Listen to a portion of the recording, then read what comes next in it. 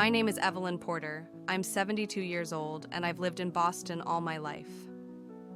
When I think back to the summer of 1966, the memories arrive like old music, distant yet haunting, each note carrying the weight of what was lost.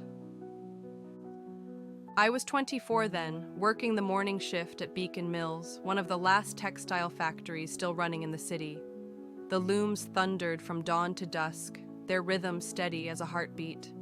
We worked hard, us girls, threading machines, catching breaks, tying endless knots with fingers that moved from muscle memory alone. It was honest work, the kind that left you tired but satisfied, with a paycheck every Friday and the promise of something better just around the corner. Boston's mills were already fading by then, though we didn't know it. The great textile boom that built New England had moved south years before. But for those of us still working the floors, life felt secure enough. We had our routines: coffee breaks at 10, lunch gossip by the loading docks, the walk home through cobblestone streets as church bells marked the evening hour. My closest friend was Claire Sullivan. We'd met on our first day at the mill, two nervous girls from Southie trying to look older than our years. Claire had this laugh, bright and sudden, like sunlight breaking through factory windows. She made even the longest shifts bearable, humming Beatles songs over the machine noise, sneaking butterscotch candies when the floor supervisor wasn't watching. Everything changed that April when Claire visited her brother in Greenwich Village. She came back different, not all at once, more like a slow tide pulling away from shore. She started talking about things I'd never heard of. A neighborhood in San Francisco called Haight-Ashbury, where young people were creating a new world, music that could change your mind. Something called acid that could open doors in your consciousness. "It's not what you think, Evie," she told me one lunch break, her eyes bright with something I couldn't name. "It's beautiful. Like seeing colors that were always there but hidden." I didn't understand. How could I? My world was measured in thread counts and overtime hours, in Friday night dances at the parish hall and Sunday dinners with family. But Claire kept drifting further into stories of Jefferson Airplane concerts and consciousness expansion, of a revolution happening 3,000 miles away that somehow felt more real to her than our life in Boston. By July, she'd tried LSD twice. By August, she'd found something darker. I'll never forget the morning I knew we were losing her. She showed up late to her shift, hands shaking as she tried to thread her machine. When I caught her arm to help, her sleeve rode up. The marks were small, precise, careful punctures that told a story I didn't want to read.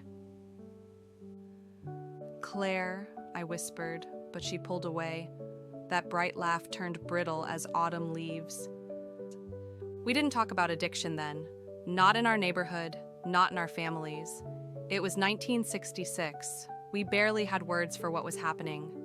The counterculture movement that would explode into the summer of love was still gathering steam, and its darker currents were already pulling people under. I tried to reach her. God knows I tried. I'd wait after our shifts, suggest coffee, a movie, anything to keep her close. But heroin is a jealous lover, and it wanted all of her. She grew thin, her auburn hair losing its shine, those quick hands becoming clumsy on the machines she'd once commanded with ease. Our last real conversation happened on a humid Thursday in September. She was leaving early, sick again, she said, and I followed her to the employee exit. "Let me help you," I said. The words came out desperate, naked with fear. She turned to me, and for a moment, I saw my friend again. The real Claire, trapped behind glass I couldn't break. "I'm trying to find something," she said softly. "Something more than this." "This is enough," I told her, gesturing at the mill, the city, our life. "We're enough." But I could see in her eyes that I was wrong. For her, our small world had become a cage, and she was willing to pay any price for the key. Claire died 2 weeks before Thanksgiving. Her mother called me, voice steady, in that way that means everything inside has already broken. Overdose, she said. Accidental, the police said, as if it mattered.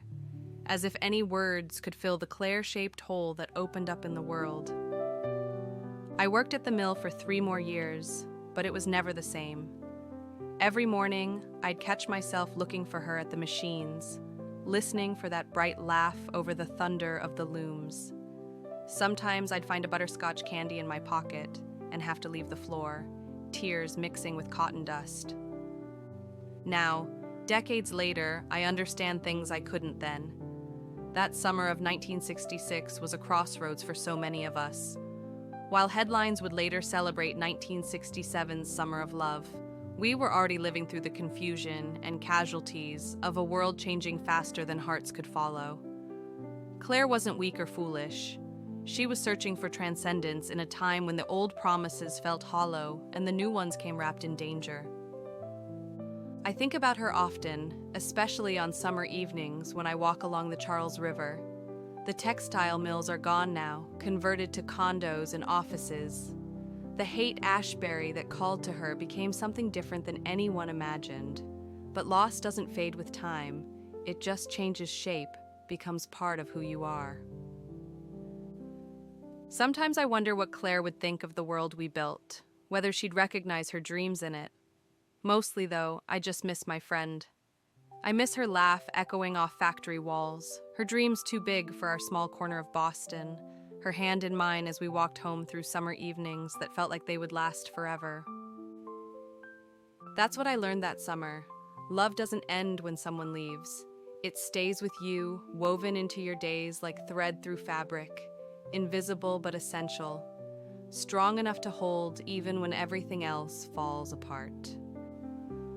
The summer of '66 taught me about loss, yes, but more than that, it taught me about the terrible courage it takes to watch someone you love chase a light you can't see, knowing you can't follow, knowing all you can do is remember them whole.